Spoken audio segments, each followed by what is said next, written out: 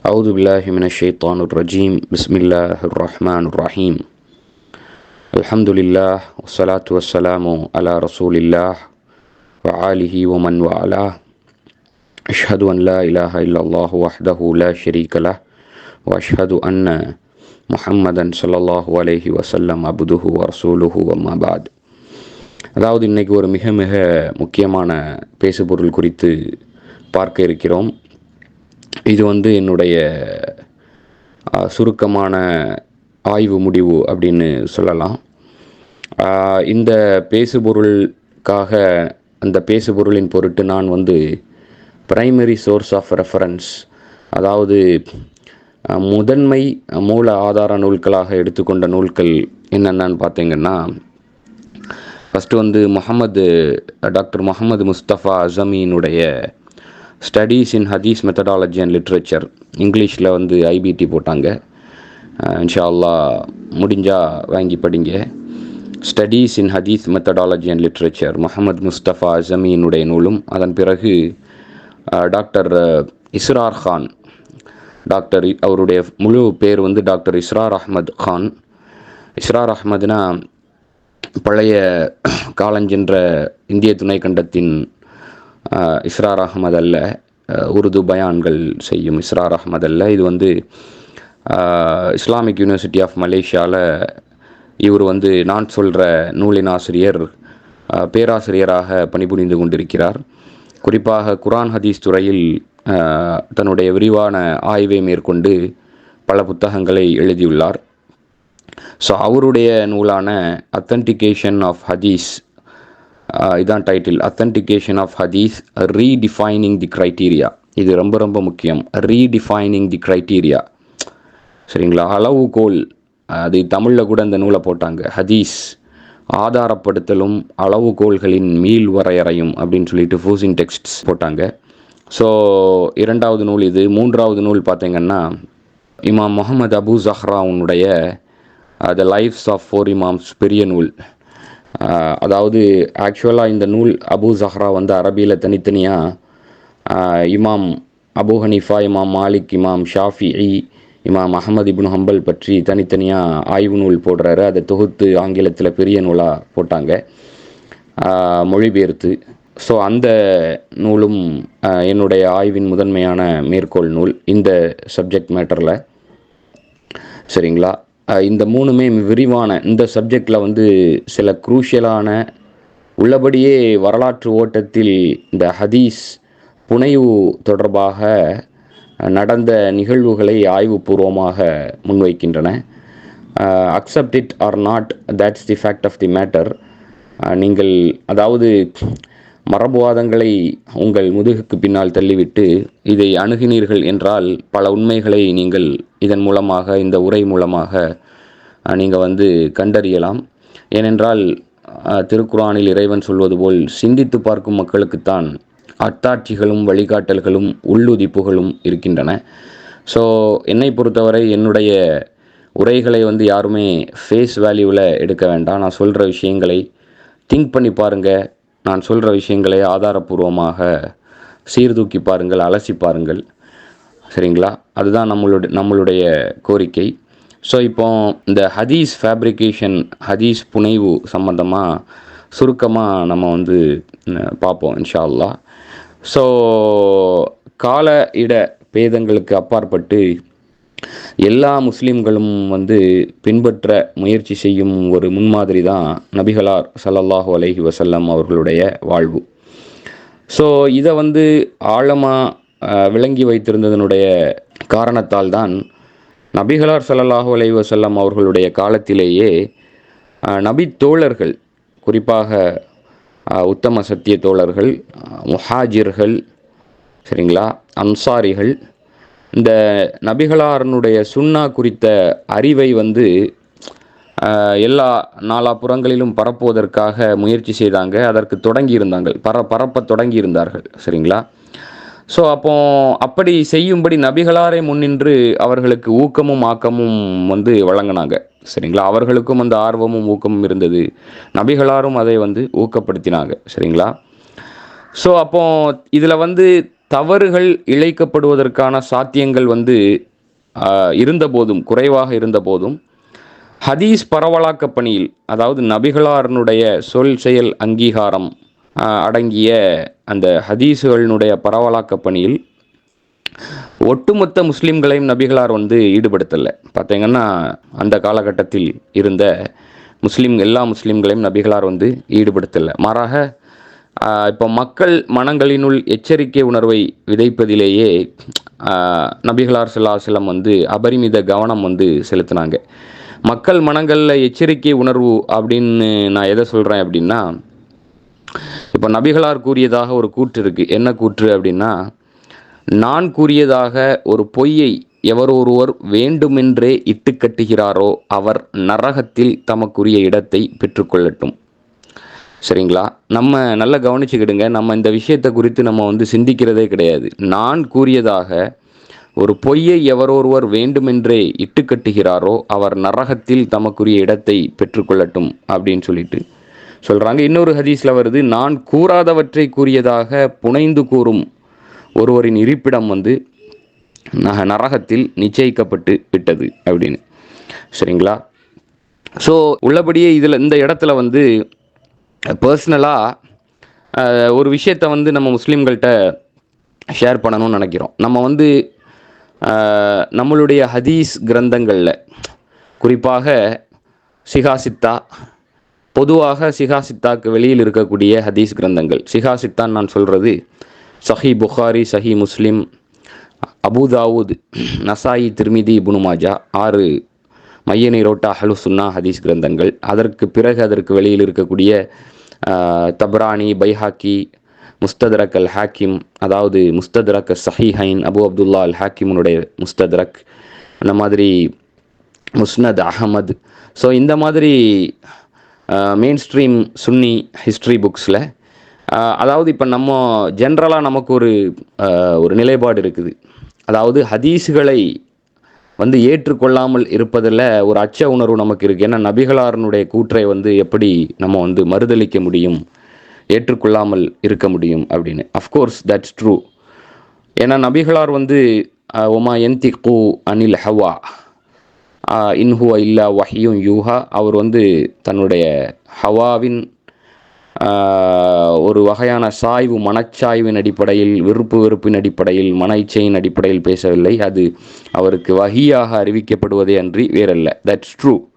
அதனால் நபிகளார் உள்ளபடியே நபிகளார் அறிவித்திருந்த, சொல்லியிருந்த, அங்கீகாரம் கொடுத்திருந்த, பேசியிருந்த கூற்றுகளை எவரும் மறுக்க முடியாது, மறுக்கவும் கூடாது. ஆனால் நபிகளாரின் பெயரால் நபிகளார் கூறியதாக இட்டுக்கட்டப்பட்டிருந்தால் அங்கேதான் சிக்கல் எழுகிறது. சரிங்களா? நல்லா கேட்டுக்கிடுங்க. நம்ம வந்து நபிகளாரின் பெயரால் ஒரு ஹதீஸ் அறிவிக்கப்பட்டாலே அதை வந்து நம்ம வந்து ஏற்றுக்கொள்கிற, அப்படியே வந்து உள்வாங்கிற, ஏற்றுக்கொள்கிற, அங்கீகரிக்கிற ஒரு நிலையில் இருக்கிறோம். ஆனால் அதே நேரத்தில் இந்த விஷயத்தை குறித்து நம்ம சிந்திக்கிறதே இல்லை. ஏன்னா நபிகளார் தெளிவாக சொல்கிறாங்க, நான் கூறியதாக ஒரு பொய்யை எவரொருவர் வேண்டுமென்றே இட்டுக்கட்டுகிறாரோ அவர் நரகத்தில் தமக்குரிய இடத்தை பெற்றுக்கொள்ளட்டும் அப்படின்னு. சரிங்களா? அதே மாதிரி நான் கூறாதவற்றை கூறியதாக புனைந்து கூறும் ஒருவரின் இருப்பிடம் நரகத்தில் நிச்சயிக்கப்பட்டு விட்டதுன்னு. சரிங்களா? அப்போ அந்த நபிகளாருக்கு பிறகு 1400 ஆண்டு காலம் கழித்து வாழ்ந்து கொண்டிருக்கும் நாம் அந்த 1400 ஆண்டு கால ப்ராசஸில், இந்த வரலாற்று ஓட்டத்தில் எவ்வளவு விஷயங்கள் நடந்திருக்கின்றன என்பதை ஆய்வு செய்ய, குறிப்பாக இந்த ஹதீஸ் தளத்தில் ஆய்வு செய்ய கடமைப்பட்டுள்ளோம். ஏன்னா எந்த அளவுக்கு நபிகளாரனுடைய கூற்றை நாம் ஏற்றுக்கொள்ள வேண்டும் என்பதில் உறுதியாக இருக்கிறோமோ அந்த அளவுக்கு உறுதியாகவும் கவனமாகவும் இருக்க வேண்டிய இன்னொரு விஷயம், கூறாத ஒரு கூற்றை நபிகளாரின் பெயரால் கூறி அதை வந்து நாம் ஏற்றுக்கொள்ளும் பட்சத்தில், அதை நம்மளுடைய வாழ்வில் செயல்படுத்தும் பட்சத்தில் அது மறுமையில் வந்து பாரதூர விளைவுகளை ஏற்படுத்தும் என்பதை தாண்டி அது இம்மையிலும் பாரதூர விளைவுகளை ஏற்படுத்தும். அது தனி மனித ரீதியிலான விளைவுகளாக இருந்தாலும் சரி, குடும்ப ரீதியிலான, சமூக ரீதியான விளைவுகளாக, பிரச்சனைகளாக, பிளவுகளாக இருந்தாலும் சரி. ஸோ இந்த ஒரு விஷயத்தை வந்து நம்ம மைண்டில் வச்சுக்கிட்டு நம்ம கண்டினியூ பண்ணலாம். ஸோ அப்போ இந்த மாதிரியான எச்சரிக்கைகள் வந்து நபி தோழர்கள் மத்தியில் வந்து அதிர்வலைகளை ஏற்படுத்தியிருந்தன. நபிகளாரனுடைய இந்த வார்னிங் இருக்குல்ல, தன்னுடைய கூற்று சம்பந்தமாக, நிலைப்பாடு சம்பந்தமாக, சொல் செயல் அங்கீகாரம் சம்பந்தமான இந்த வார்னிங் வந்து நபி தோழர்கள் மத்தியில் வந்து அதிர்வலைகளை ஏற்படுத்தி இருந்தன. சரிங்களா? ஏராளமான தோழர்கள் வந்து தங்களுடைய நினைவாற்றல் மீது உறுதியான நம்பிக்கை இல்லாத சந்தர்ப்பங்களில் ஹதீஸ் பரவலாக்கத்தில் ஈடுபடுவதை முற்றிலுமாக தவிர்த்து கொண்டார்கள். சரிங்களா? புரியுதுங்களா? தங்களுடைய அதாவது நபிகளாரோடு தாங்கள் இருக்கும் பொழுது நபிகளார் சில விஷயங்களை சொல்லியிருப்பாங்க. ஒருவேளை அவர்கள் நோட் பண்ணாமல் எழுதி குறிப்பெடுத்து வைத்து கொள்ளாமல் இருக்கக்கூடிய சூழலில் அவங்களுடைய நினைவாற்றல் மீது உறுதியான நம்பிக்கை இல்லாத சந்தர்ப்பத்தில் அந்த நபித்தோழர்கள் வந்து இந்த ஹதீஸ் பரவலாக்கத்தில் ஈடுபடுவதை வந்து முற்றிலுமாக வந்து தவிர்த்திருந்திருக்கிறாங்க. சரிங்களா? சில நபித்தோழர்கள் வந்து நபிகளார் குறித்து கேட்கப்படும் கேள்விக்கு வந்து அளிக்கப்படும் பதில் பற்றிய அந்த நம்பகத்தன்மை, உறுதி, தவறின்மை, இந்த கூறுகள் மீது அதிக கவனம் செலுத்தும்படி மற்ற தோழர்களை வந்து எச்சரித்து கொண்டே இருந்தார்கள். சரிங்களா?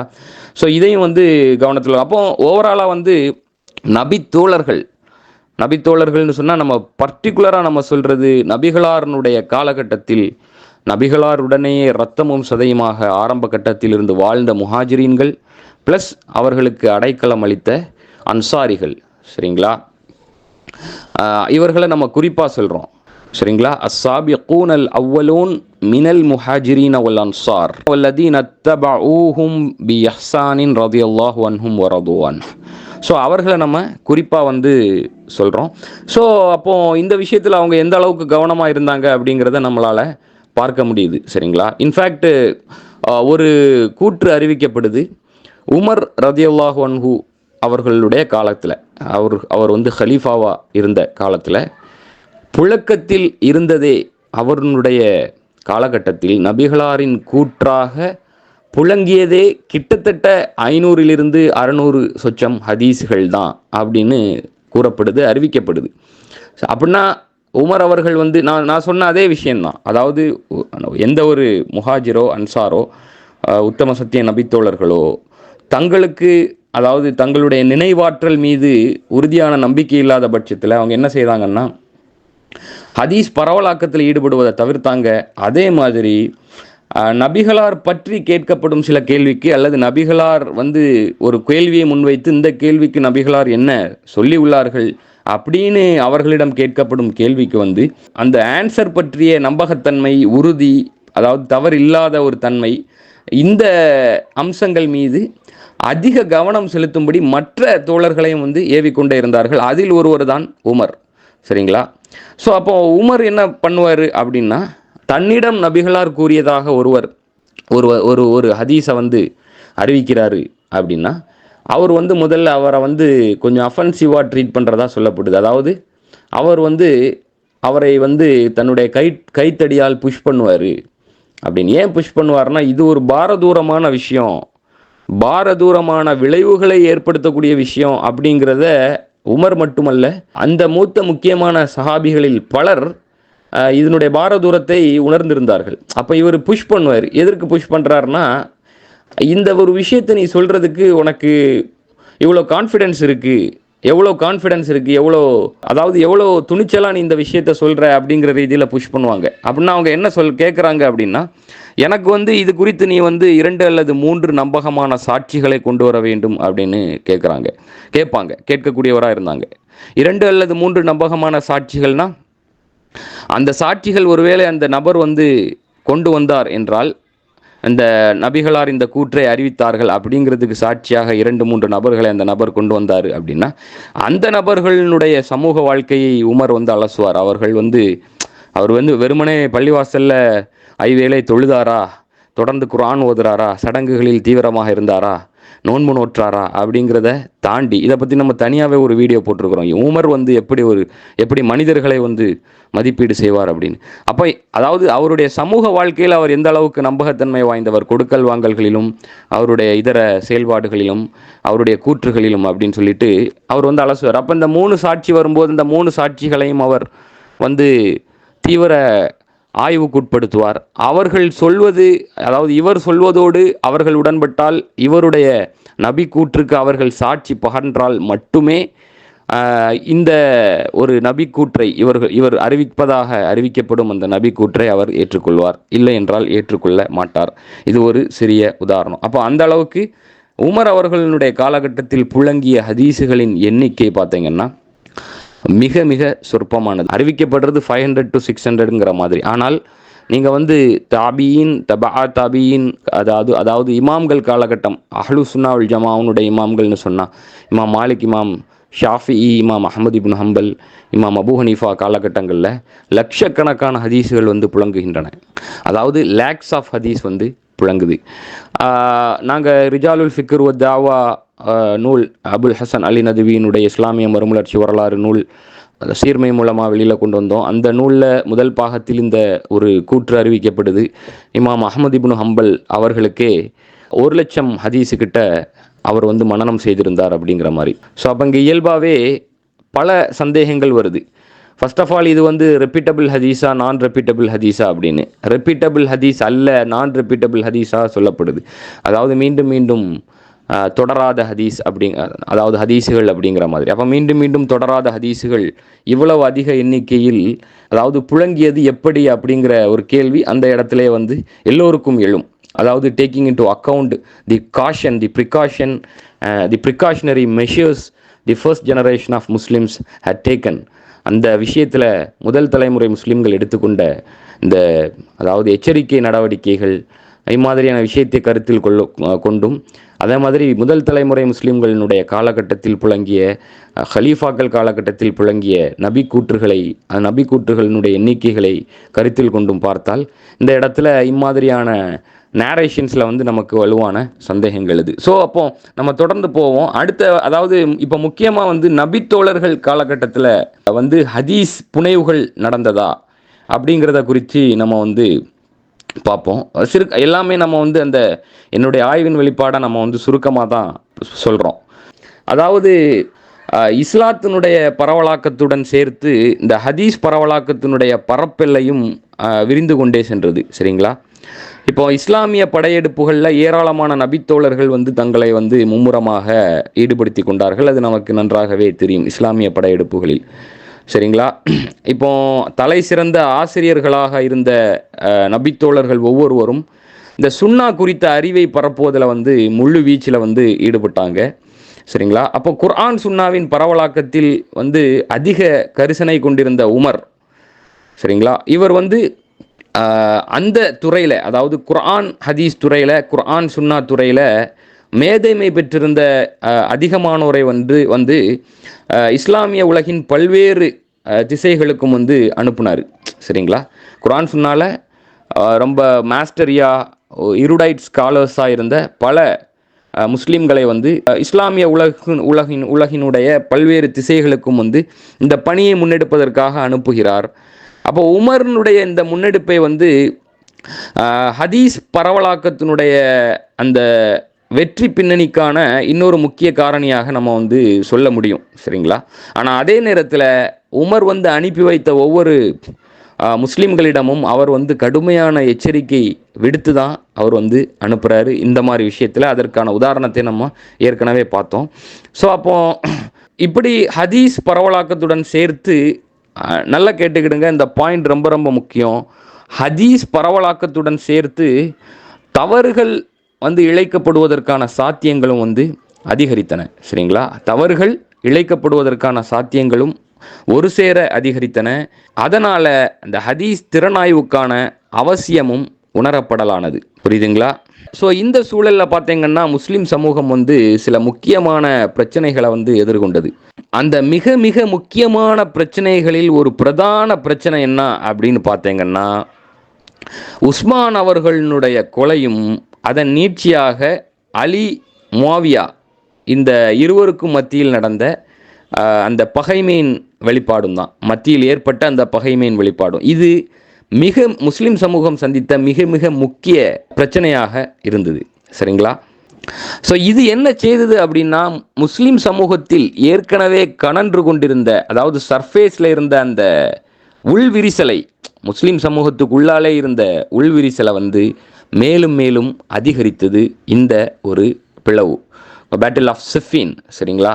நம்ம பேட்டில் ஆஃப் ஜமல் சொன்னாலும் ஜமலை விட உக்கிரமானது சிஃபின். ஏன்னா சிஃபின் போர் வந்து ஆல்ரெடி இருந்த எக்ஸிஸ்டிங் கிளீவேஜை, ஒரு ஏற்கனவே இருந்த பிளவை வந்து மேலும் அதாவது அதிகப்படுத்துவதற்கு, ஆக்குவதற்கு இந்த போர் வந்து ஒரு வைட்டல் ரோல் ப்ளே பண்ணுச்சு. சரிங்களா?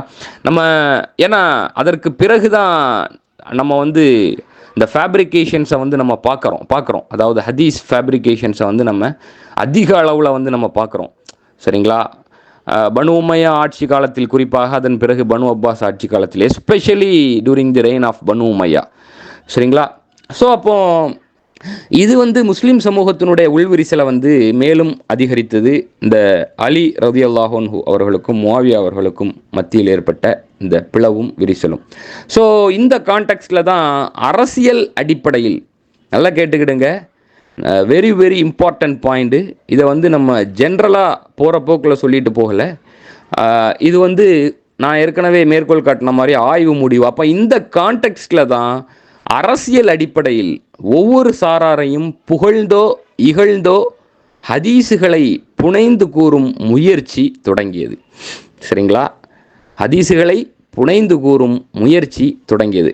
இப்போ எப்படி நம்ம அந்த உள் விவரங்களுக்குள்ளெல்லாம் போகல.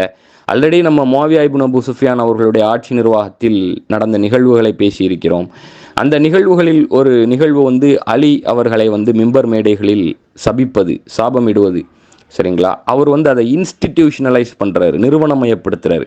அப்போ மிம்பர் மேடைகளில் அலி அவர்களையும் அதன் எக்ஸ்டென்ஷனாக அவருடைய வம்சாவளியையும் சாபமிடுவது அப்படிங்கிறத ஒரு லேமேன் செய்யலை, ஒரு சாதாரண லேமேன் செய்யலை. மிம்பர் மேடைகளில் உரையாற்றுவோர் அந்த பள்ளிவாசல்களின் இமாம்களாக இருந்தவர்கள். சரிங்களா? அப்போ அதிகார வர்க்கத்தின் பேட்ரோனேஜில் அவர்கள் வந்து இந்த விஷயத்தை செய்கிறாங்க.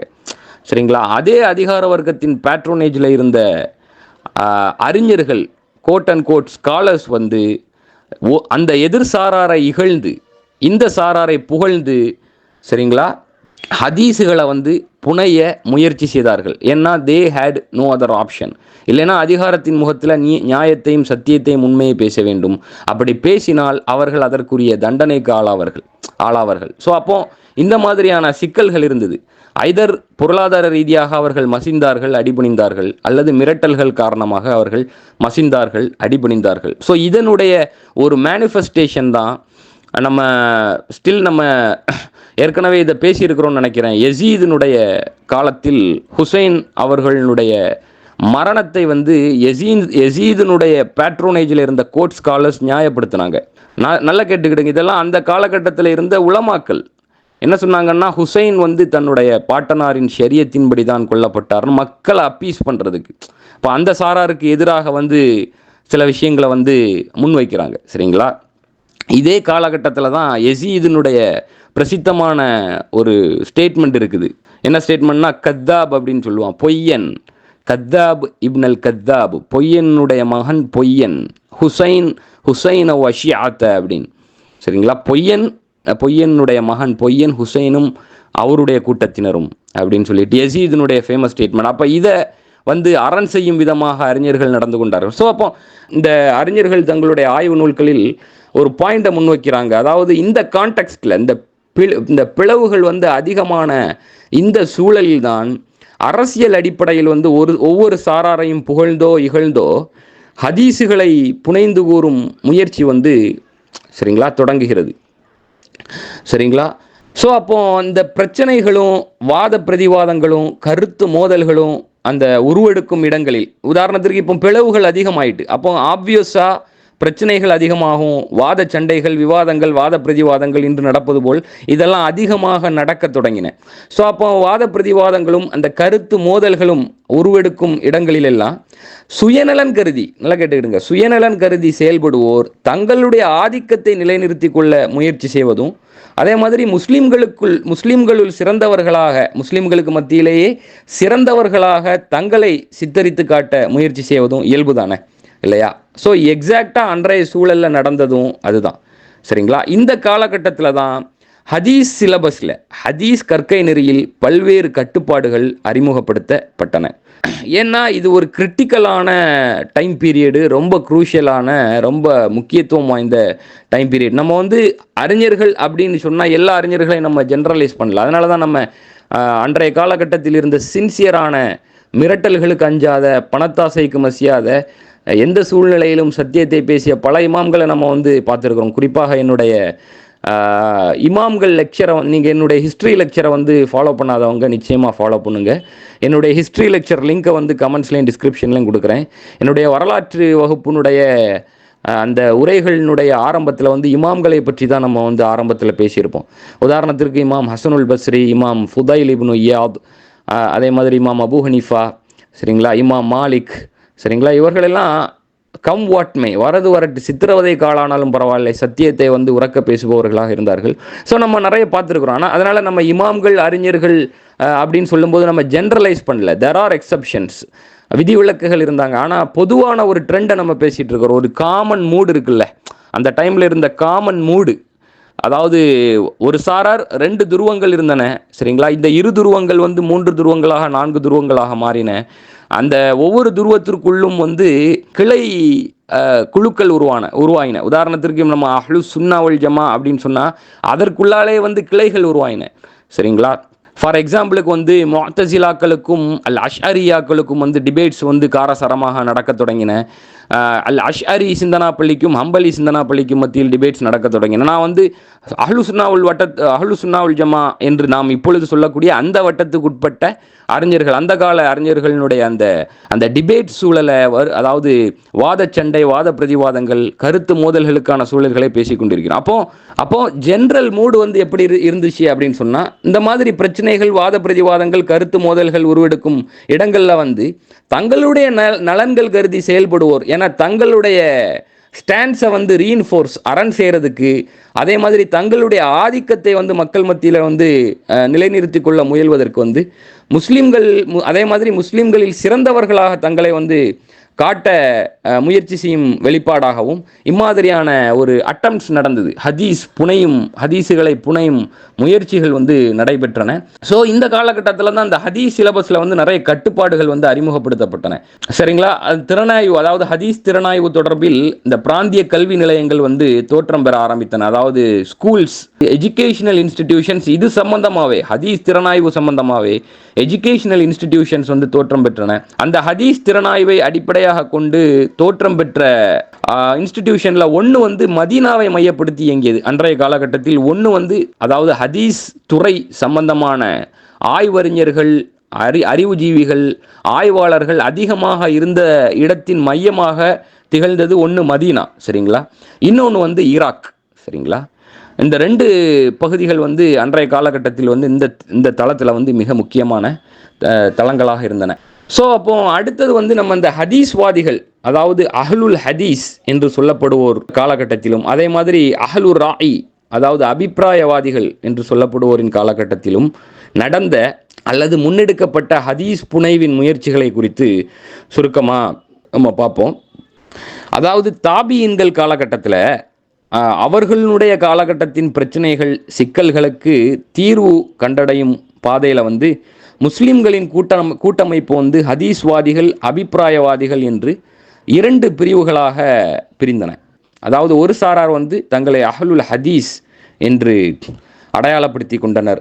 இன்னொரு சாரார் வந்து தங்களை அஹ்லு ராயி, அபிப்பிராயவாதிகள் என்று அடையாளப்படுத்தி கொண்டனர். அப்போ 2 பிரிவுகளாக பிரிகிறது, சரிங்களா. பெரும் பகுதியினர் வந்து ஹிஜாஸை வந்து தங்களுடைய வாழிடமாக வந்து கொண்டிருக்கிறாங்க. இவர்களின் இந்த நிலைப்பாட்டுக்கு வந்து ஹிஜாஸ் பிரதேசத்தின் அந்த சிறப்பு இயல்புகளும் வந்து ஒரு காரணம், சரிங்களா. நான் சொல்றது அஹ்லுல் ஹதீஸ்காரர்கள், ஹதீஸ்வாதிகள். ஏனெனில் அந்த காலகட்டத்தில் வந்து நபித்தோழர்களின் இல்லமாகவும், சரிங்களா, நபித்தோழர்கள் வாழ்ந்த, நபித்தோழர்களுடைய பூமியாகவும், வேத வெளிப்பாட்டின் பகுதியாகவும் விளங்கிய ஒரே நிலப்பரப்பு வந்து ஹிஜாஸ் தான். ஸோ அதனால் ஹதீஸ்வாதிகள், அஹ்லுல் ஹதீஸ் என்று தங்களை அடையாளப்படுத்தி கொண்டோர் ஹிஜாஸை மையப்படுத்தி வாழ்ந்தார்கள். ஸோ இன்னொரு காரணம், இவர்கள் ஹிஜாஸில், அதாவது ஹிஜாஸை தங்களுடைய கேந்திரமாக ஆக்கி கொண்டதற்கு இன்னொரு காரணம், அபிப்பிராயத்தை அரிதாக பிரயோகித்து வந்த நபித்தோழர்களால் பயிற்றுவிக்கப்பட்ட தாபியன்கள் வந்து அங்கே குடியமர்ந்தமை, சரிங்களா. அபிப்பிராயத்தை ரொம்ப ரேராக தான், அதாவது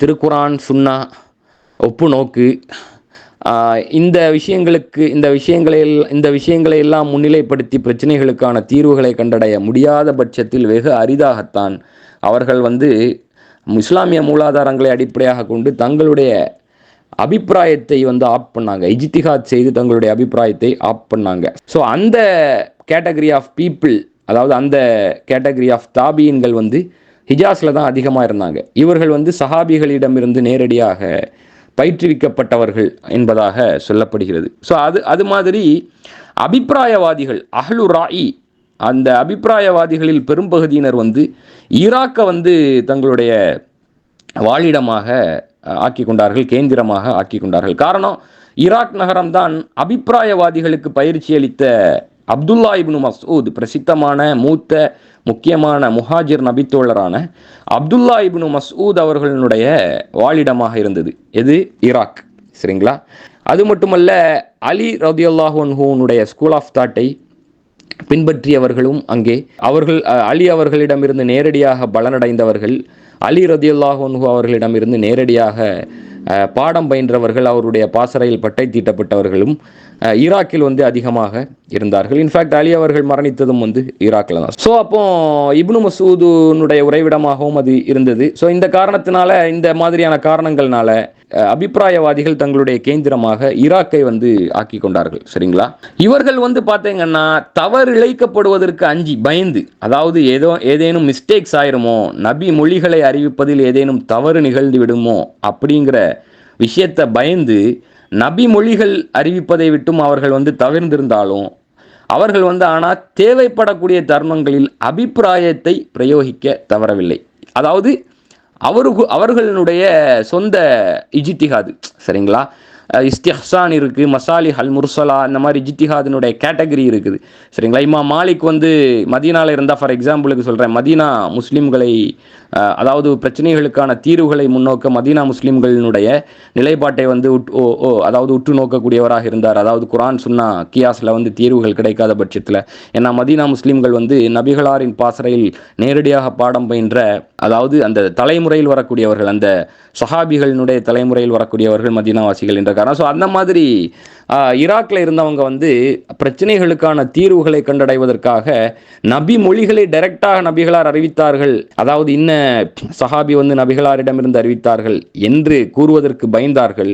அதில் வந்து ரொம்ப எச்சரிக்கையாக இருந்தாங்க. ஆனால் அதே நேரத்தில் தங்களுடைய அபிப்பிராயங்களை, இஜ்திஹாதை பிரயோகிக்க அவர்கள் தவறவில்லை. ஸோ இவர்கள் வந்து அஹ்லு ராயி. சரிங்களா? இஜ்திஹாதின் அடிப்படையில் தங்களுடைய அபிப்பிராயங்களை பிரச்சனைகளுக்கான தீர்வுகளாக வந்து முன்வைத்தார்கள். சரிங்களா? ஸோ அப்போ ஆனால் அதே நேரத்தில் ஒரு ஃபார் எக்ஸாம்பிளுக்கு ஒரு பிரச்சனை நடக்க அப்படின்னா, அந்த பிரச்சனைகளுக்கான தீர்வுகளை கண்டடைவதற்காக ஒரு வலுவான ஹதீஸ், இந்த அஹ்லு ராயி என்று சொல்லப்படக்கூடிய அபிப்பிராயவாதிகளுக்கு ஒரு வலுவான நபிகளாரனுடைய கூற்று கிடைக்க பெற்றால், அந்த நேரத்தில் வந்து அவர்கள் அபிப்பிராயத்தை விட அந்த ஹதீஸுக்குத்தான் முன்னுரிமை வந்து வழங்கினார்கள். சரிங்களா?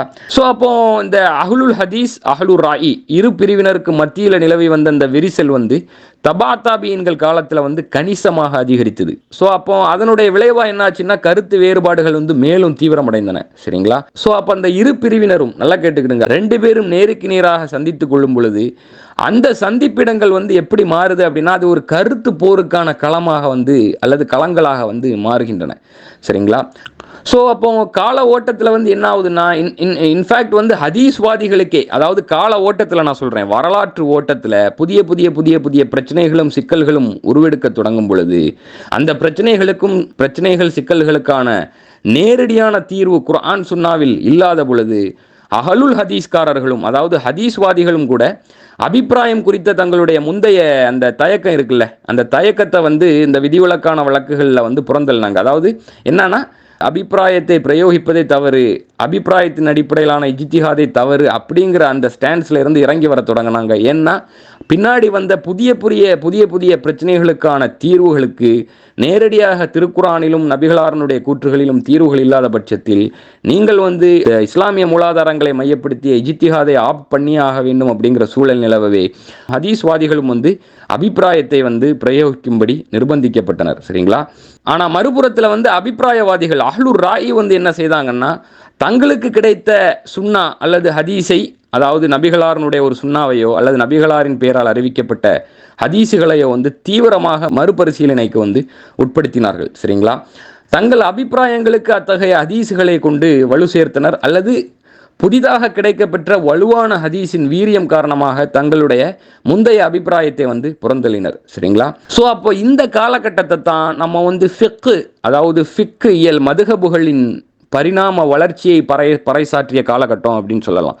அதாவது ஃபிக்கு இயலினுடைய எவல்யூஷனை வந்து பறைசாற்றிய ஒரு காலகட்டம் அப்படின்னு சொல்லிட்டு நம்ம இந்த காலகட்டத்தை குறிப்பிடலாம். இந்த காலகட்டத்தில் தான் இறை தூதர் ஸல்லல்லாஹு அலைஹி வஸல்லம், நல்லா கேட்டுக்கிடுங்க, இறை தூதர் ஸல்லல்லாஹு அலைஹி வஸல்லம் குறித்த பொய்களும் புரட்டுகளும் வந்து மலிய தொடங்கின. சரிங்களா? ஏன்னா அந்தந்த, அதாவது இந்த ஷியா சுன்னி அப்படிங்கிற அந்த பெரிய குழுவுக்கு மத்தியிலேயே இருந்த, அவர்களுக்குள்ளால இருந்த அந்த கிளை குழுக்கள் இருக்குல்ல, அந்த குழுக்கள் வந்து இந்த காலகட்டத்தில் தான் தங்களுடைய நிலைப்பாடுகளை வந்து புனைவு வாசகங்களை கொண்டு, அதாவது நபிகளாரின் பேராலேயே அறிவிக்கப்பட்ட புனைவு வாசகங்களை கொண்டு, அதாவது நபிகளார் ஆக்சுவலாக அதை சொல்லியிருக்க மாட்டாங்க, ஆனால் நபிகளாரின் பேரால் இன்ன நபித்தோழர் அறிவிக்கிறார்கள், இன்ன நபித்தோழர் நபிகளாரிடமிருந்து அறிவிக்கிறார்கள் என்ற புனைவு வாசகங்களை கொண்டு தங்கள் நிலைப்பாடுகளை வந்து அரண் செய்ய தொடங்கினர், செறிவூட்ட தொடங்கினர். இந்த கைங்கரியம் எல்லாம் இந்த காலகட்டத்தில் தான் கணிசமாக வந்து அரங்கேற்றப்படுது. சரிங்களா? ஸோ அப்போ இப்படி வருடங்கள் செல்ல செல்ல செல்ல, நாட்கள் வருடங்கள் செல்ல செல்ல செல்ல ஹதீஸ் புனைவனுடைய தீவிரமும் வீச்சும் வந்து கால ஓட்டத்தில் வந்து விரைவாக வந்து அதிகரிக்குது. சரிங்களா? ஸோ அப்போ தங்களால் புனையப்பட்ட ஹதீஸுகளை வந்து பேணி பாதுகாப்பதில் அந்தந்த குழுக்கள், சம்பந்தப்பட்ட அந்தந்த கிளை குழுக்கள், அந்தந்த குழுவாதிகள் வந்து அதிக கவனம் எடுத்துக்கொண்டார்கள். சரிங்களா? நல்லா கேட்டுக்கிடுங்க. இது வந்து நான் சொல்றது உள்ளபடியே நபிகளார் அறிவித்த ஹதீஸுகளை பேணி பாதுகாப்பதில் சில பேர் முயற்சி எடுத்தாங்க, தீவிரமாக செயல்பட்டாங்க, கவனமாக இருந்தாங்க. ஆனால் நான் இப்போ சொல்றது நபிகளாரின் பேரால் புனையப்பட்ட ஹதீஸுகளை பேணி பாதுகாப்பதில் நான் சொல்ற அந்த சம்பந்தப்பட்ட குழுக்கள் சொன்ன அந்த சம்பந்தப்பட்ட, அதாவது முக்கிய குழுக்களுக்கு உள்ளால் இருந்த கிளை குழுக்கள் வந்து அதிக கவனம் எடுத்துக்கொண்டார்கள். சரிங்களா?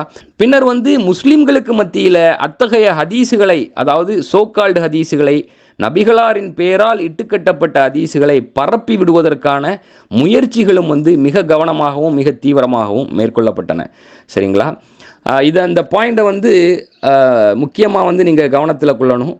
ஸோ அப்போ இம்மாதிரியான பொய்கள், நபிகளாரின் பெயரால் வந்து பரப்பப்பட்ட பொய்கள், இட்டுக்கட்டல்கள், புனைந்துரைகள், இவற்றின் பெருங்குவியல், அதாவது நம்ம சொல்றது சாதாரண எண்ணிக்கையில் இல்லை, பெருங்குவியலான புனைவுகள், பொய்கள், இட்டுக்கட்டல்கள், இவற்றுக்கு மத்தியில் வந்து இருவேறு கூறுகளின் எழுச்சி வந்து உருவாகுது. அதாவது இந்த விஷயங்கள் வந்து இருவேறு கூறுகளின் எழுச்சிக்கு வந்து விட்டுடுது. ஒன்று வந்து அறிஞர்கள் வந்து என்ன செய்கிறாங்க அப்படின்னா, தங்களை வந்து நம்பகத்தன்மை வாய்ந்த அறிவிப்புகளை இனங்காணும் ஆய்விலும் உண்மையையும் புனைவையும் தரம் பிரிக்கும் முயற்சியிலும் ஈடுபடுத்தி கொள்ள தொடங்கியது. ஸோ அப்போ இதுக்கு மத்தியில் வந்து உண்மையிலேயே நம்பகத்தன்மை வாய்ந்த, உள்ளபடியே நபிகளார் அறிவித்த அறிவிப்பு எது, உண்மையான நபி அறிவிப்பு எது, உண்மையான நபிகளாரனுடைய சொல் செயல் அங்கீகாரங்கள் என்னென்ன அப்படிங்கிறத இனங்காணக்கூடிய ஆய்வில் வந்து சில அறிஞர்கள் வந்து தங்களை மும்முரமாகவும் தீவிரமாகவும் கவனமாகவும் ஈடுபடுத்த தொடங்கினார்கள். அந்த ஆய்வில் மட்டுமல்ல, அது உண்மையையும் புனைவையும் தரம் பிரிக்கும் முயற்சியிலும் தங்களை வந்து ஈடுபடுத்தி கொண்டார்கள். ஏன்னா உண்மையை விட புனைவு வந்து அதிகமாக பெருங்குவியலாக எல்லா இடங்களிலும் பாரெங்கும் பரவ தொடங்கின. சரிங்களா? ஸோ இரண்டு கூறுகளின் எழுச்சிக்கு வந்து வித்திட்டதுன்னு சொன்னேன். இது முதல் கூறு. இரண்டாவது கூறு என்ன அப்படின்னா, அதாவது ஒரு பிரச்சனை நடக்குது அப்படின்னா அந்த பிரச்சனைக்கான தீர்வுகள் நேரடியாக திருக்குரானிலும் ஹதீஸுகளிலும் நேரடியாக இல்லாத பட்சத்தில், அதே மாதிரி கியாஸ், ஒப்புநோக்கு, அதாவது மூத்த முக்கியமான சஹாபிகளினுடைய ஒருமித்த கருத்து நிலைப்பாடு, இதுல எல்லாம் வந்து பிரச்சனைகளுக்கான தீர்வுகள் வந்து காண கிடைக்காத பட்சத்தில் உக்கிரம் குறைந்த கான்சிக்வன்சஸ், பின்விளைவுகளுக்கு சொந்தமான அபிப்பிராயத்தை மையப்படுத்தி ஃபத்வாக்கள் வழங்க துணிந்தார்கள். ஏன் இப்படி ஃபத்வாக்கள் வழங்க துணிந்தார்கள் அப்படின்னா, இந்த ஃபத்வாக்களை அவர்கள் வழங்கவில்லை என்றால் உண்மையிலேயே அந்த பிரச்சனைக்கு, ஒரு பிரச்சனை நடக்குது இல்லைனா ஒரு விஷயம் வந்து புதிதாக தோன்றுகிறது, அந்த காலகட்டத்தில் புதிதான பிரச்சனைகளும் சிக்கல்களும் எழுகின்றன என்றால் அதற்கு இவர்கள் வந்து அந்த தங்களுடைய அபிப்பிராயங்களை மையப்படுத்தி, அந்த அபிப்பிராயத்தின் அடிப்படையிலான இஜ்திஹாதை மையப்படுத்தி ஃபத்வாக்கள் வழங்கி இருக்கவில்லை என்றால் அந்த பிரச்சனைக்கு நபிகளார் வந்து இதுதான் சொல்லியிருக்கிறாங்க, நபிகளாருடைய கூற்று இதுதான், நபிகளார் அறிவுறுத்தி இருக்கிறாங்கன்னு மேலும் ஹதீஸுகளை புனைவதற்கான வாய்ப்புகள் அதிகமாயின. ஸோ இந்த வாய்ப்புகளை தவிர்ப்பதற்காக இத்தகைய அறிஞர்கள் வந்து, சின்சியரான அறிஞர்கள் வந்து தங்களுடைய அபிப்பிராயத்தை மையப்படுத்தி ஃபத்வாக்கள் வழங்க தொடங்கினார்கள். அந்த அபிப்பிராயத்தால் எழக்கூடிய கான்சிக்வன்சஸை கன்சிடர் பண்ணாங்க. அந்த கான்சிக்வன்சஸின் உக்கிரம் தீவிரம் இன்டென்சிட்டி வந்து கம்மியாக இருக்கக்கூடிய பட்சத்தில் இதை மையப்படுத்தி ஃபத்வாக்கள் வழங்க துணிந்தார்கள். சரிங்களா? அப்போ ரெண்டு விஷயங்கள் அறிஞர்கள் இந்த காலகட்டத்தில் செய்கிறாங்க. ஒன்று வந்து உண்மையான நபிகளாரனுடைய கூற்றுக்கும் பொய்யான நபிகளாரனுடைய கூற்றுக்கும் மத்தியிலான வேறுபாட்டை கண்டறிந்து அவற்றை தரம் பிரிக்கும் முயற்சியில் ஈடுபட்டார்கள். அதே மாதிரி நம்பகத்தன்மை வாய்ந்த அறிவிப்புகளை இனங்காணும் ஆய்விலும் வந்து ஈடுபட்டார்கள். மூன்றாவது, அதாவது நேரடியான பிரச்சனைகளுக்கான நேரடியான தீர்வுகள் குர்ஆன் சுன்னாவில் காண கிடைக்காத பட்சத்தில், அதே மாதிரி ஒப்பு நோக்கிலும் மூத்த முக்கியமான சஹாபிகளினுடைய ஒருமித்த கருத்திலும் காண கிடைக்காத பட்சத்தில் இவர்கள் வந்து ஃபத்வாக்கள் வழங்க தொடங்கினார்கள், தங்களுடைய அபிப்பிராயத்தை மையப்படுத்திய இஜ்திஹாதை முன்வைத்து. சரிங்களா? ஸோ இதை எதுக்கு அவங்க செய்தாங்க அப்படின்னா, அந்த ஃபத்வாக்களை வழங்கியதற்கு காரணம் இறை தூதர் குறித்து பொய்யுரைப்பதை பயந்தாங்க. யாரா வந்து இந்த விஷயத்தில் இறை தூதர் குறித்து பொய்யான ஹதீஸுகளை புனைந்து விடுவார்களோ அல்லது புனைவுகளை மட்டுமே வந்து சார்ந்திருக்கும் ஒரு போக்கு ஏற்பட்டு விடுமா அப்படிங்கிறத பயந்தாங்க. சரிங்களா? ஸோ நம்ம இந்த சப்ஜெக்ட் மேட்டரை வந்து நம்ம தொடர்ந்து பேசுவோம் இன்ஷா அல்லாஹ். இது சம்பந்தமாக இன்னும் ஒரு 2-3 காணொளிகளை வந்து நம்ம இன்ஷா அல்லாஹ் போடுவோம். ஏன்னா இந்த கண்டென்ட்ஸ் வந்து அவ்வளோ இருக்குது. அதாவது இந்த முடிவில் வந்து சில குரூஷியலான சென்சிட்டிவான விஷயங்களை வந்து உள்ளபடியே மக்கள் முன்னால், சென்சிட்டிவான விஷயங்கள்னு சொல்கிறத விட சென்சிட்டிவான குரூஷியலான முக்கியமான சில சந்தேகங்கள், ஐயங்கள், கேள்விகளை வந்து மக்களினுடைய சிந்தனைக்கு நான் வந்து விட்டுவிடும் வண்ணம் அவற்றை வந்து இந்த 3 பாகங்கள் அல்லது எத்தனை பாகங்களுக்கு இந்த ஆய்வு வீடியோ போகுதோ அதனுடைய முடிவில் அந்த விஷயங்களை வந்து மக்கள் முன்னால் நம்ம வைப்போம் இன்ஷா அல்லாஹ். இது ஒரு முக்கியமான சப்ஜெக்ட் மேட்ரு. இது வந்து காலத்தின் தேவையும் கூட. பல காரணங்களுக்காக இந்த சப்ஜெக்ட் மேட்டரை வந்து நம்ம பேசித்தான் ஆக வேண்டும் அப்படிங்கிற சூழல் இருக்குது. ஏன்னா இங்கே நபிகளாரனுடைய கூற்றுகளை வந்து மக்கள் முன்னால் வைப்பதில் அளவுகோல்கள் எதுவாக இருக்க வேண்டுமோ அதுவாக அன்றி அவரவருடைய மரபுவாதமும் சாய்வும் விருப்பு வெறுப்பும் நலன்களும் அளவுகோல்களாக இருந்து கொண்டிருக்கின்றன. அப்படி இருப்பதனுடைய விளைவு என்ன ஆகுதுன்னா, பெரும்பாலான முஸ்லிம்களுக்கு மத்தியில் இருக்கக்கூடிய, அதாவது மத்தியில் நிலவக்கூடிய பல பிரச்சனைகளின் பின்னணியில், சண்டைகளின் பின்னணியில், வாத சண்டைகள், பிளவுவாதங்கள், கருத்து மோதல்கள், முஸ்லிம்களினுடைய செயல்படாமை, சுணக்கம், இவை அனைத்தினுடைய பின்னணிகளிலும் நபிகளாரின் பேரால் அறிவிக்கப்படக்கூடிய ஹதீஸுகள் வந்து வைட்டல் ரோல் பிளே பண்ணுது. அப்படிங்கிற இதில் இந்த சப்ஜெக்ட் மேட்டரை நம்ம நிச்சயமாக தொட்டு விரிவாக நம்ம வந்து பேசணும்னு நினச்சோம். ஸோ இன்ஷா அல்லாஹ் என்னோடு இணைந்திருங்கள், தொடர்ந்து பயணிப்போம். நான் சம்மில்.